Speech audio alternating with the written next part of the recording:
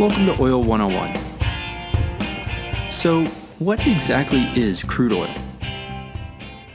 It is important to understand a few basic properties of crude oil, the key raw material processed in a refinery.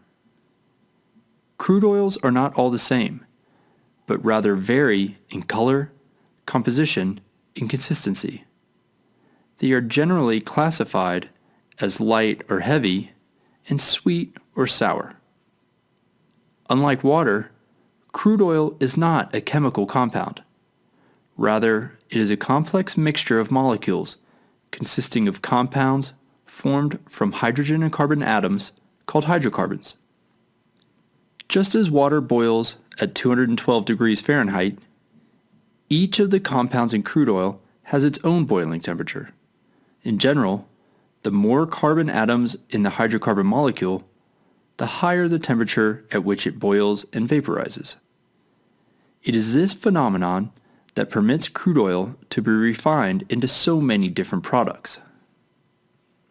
Now, scientists usually measure the density of a liquid using specific gravity, which is the weight of the liquid divided by the weight of the same volume of water.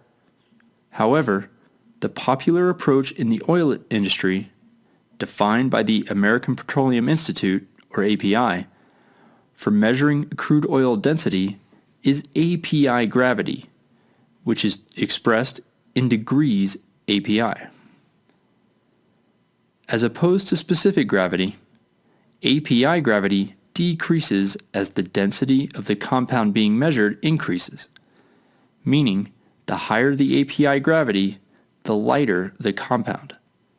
For example, the API gravity of naphtha is about 50 degrees API, but the API gravity of asphalt is around 11 degrees API.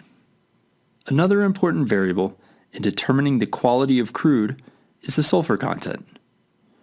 Crudes with low sulfur content, or less than 0.5%, are referred to as sweet crudes, and those with sulfur contents greater than 2.5% are known as sour crudes. And crudes with sulfur content in between these values are considered intermediate. In the U.S., crude oil volumes are measured in barrels, with each barrel equaling 42 U.S. gallons. This converts to 35 imperial gallons in Europe. This custom stems from the early days of the Pennsylvania oil fields when oil was shipped in 50-gallon wine barrels.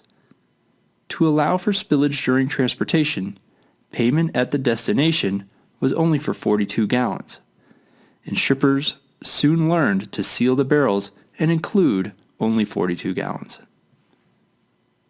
The origin of the sweet and sour terminology to describe the sulfur content in crude oil has more to do with taste than you may think.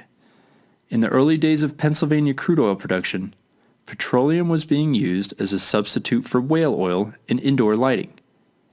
If a batch of kerosene had too much sulfur, it would emit an unpleasant odor when burned. The method used to determine if kerosene was suitable for the New York and Philadelphia markets was to taste it. If the taster thought it sweet, it passed. If it tasted sour, it was rejected as having too much sulfur. Different oil-producing areas yield dramatically different varieties of crude oil. This is why it is common for crude oils to be identified by their origin and characteristics, such as West Texas Intermediate or Nigerian Bonny Light. The economic value of a crude increases as its API gravity increases, i.e., as it gets lighter and as its sulfur content decreases. Thus, a sweet light crude will command a higher price than a sour heavy crude, and this is because light crudes contain more valuable components such as gasoline than do heavy crudes, and it is also costly to remove the high content of sulfur in a sour crude.